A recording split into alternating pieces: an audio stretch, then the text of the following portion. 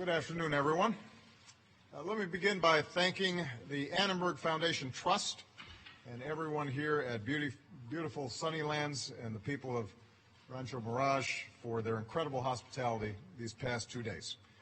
I have hosted foreign leaders here before. It's quite another to host leaders from 10 nations at the same time, and I want to thank everybody who helped make the summit such a success. For 50 years, leaders and people across Southeast Asia have worked together through ASEAN to advance their mutual security, prosperity, and dignity. For decades, the United States has been a proud partner with ASEAN, and this summit has built on the unprecedented cooperation we forged over the past 7 years, as I described yesterday. This spirit, working together on behalf of mutual interests and mutual respect, guided our work over the past 2 days. And so I especially want to thank my fellow leaders from the ASEAN countries for being here, for their commitment, and for the progress that we've made together. One of my main messages over the past 2 days has been the commitment of the United States to ASEAN and its people. That commitment is and will remain strong and enduring. With our strategic partnership, we have a framework to guide our ties for decades to come.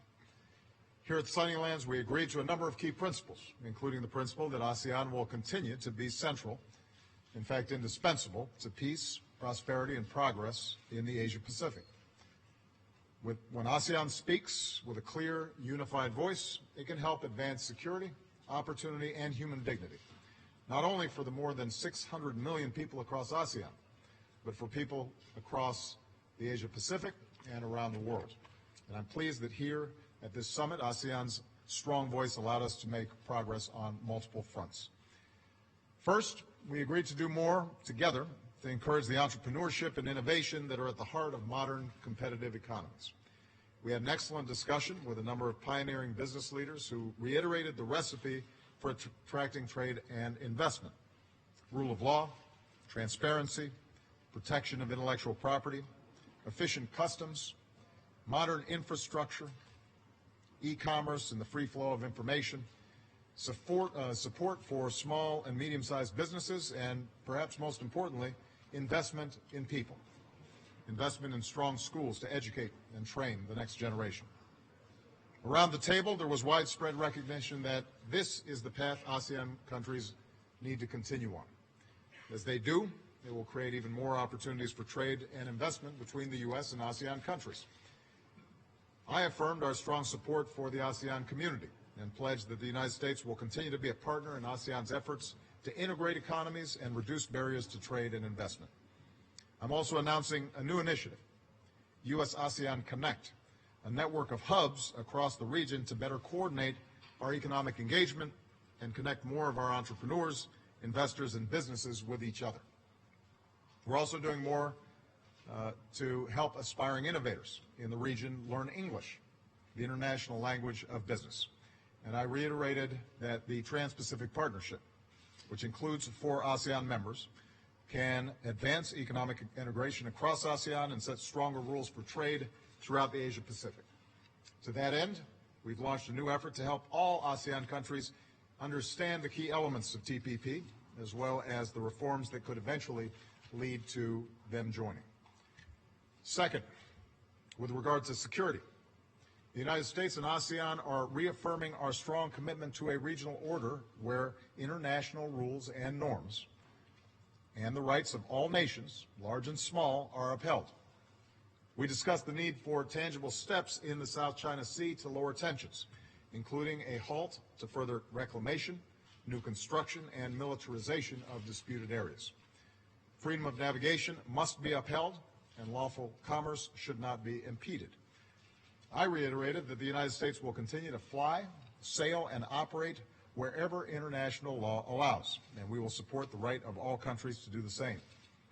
We will continue to help our allies and partners strengthen their maritime capabilities, and we discussed how any disputes between claimants in the region must be resolved peacefully through legal means, such as the upcoming arbitration ruling under the UN Convention of the Law of the Seas, which the parties are obligated to respect and abide by. Third, I made it clear that the United States will continue to stand with those across Southeast Asia who are working to advance rule of law, good governance, accountable institutions, and the universal human rights of all people. We continue to encourage a return to civilian rule in Thailand. We will sustain our engagement with the people of Myanmar as a new president is selected and as they work to implement the ceasefire agreement and move forward with national reconciliation. Across the region, we'll continue to stand with citizens and civil society and defend their freedom of speech, of assembly, and of the press. No one, including those in political opposition, should ever be detained or imprisoned simply for speaking their mind. That only stymies progress, only makes it harder for countries to truly thrive and prosper. And finally, the United States and ASEAN are doing more to deal with transnational challenges together. I offered our assistance to help ASEAN countries better leverage Interpol data to prevent the flow of foreign terrorist fighters. We agree that implementing the Paris Climate Change Agreement, including helping developing countries adapt to and mitigate the impacts of climate change, will be critical, and it will enable them to leap ahead to new and affordable clean energy. As we pursue our sustainable development goals, we're launching a new competition, an innovation challenge, to encourage students across ASEAN to develop new solutions to boost agriculture. We're moving ahead with our global health security agenda to prevent future epidemics, and I pledged additional U.S. assistance to help ASEAN combat the horror of human trafficking. So to sum up, I believe this summit has put the U.S.-ASEAN partnership on a new trajectory that will carry us to even greater heights in the decades ahead. America's foreign policy rebalance to the Asia-Pacific, including Southeast Asia, will continue to be a foreign policy priority of my presidency.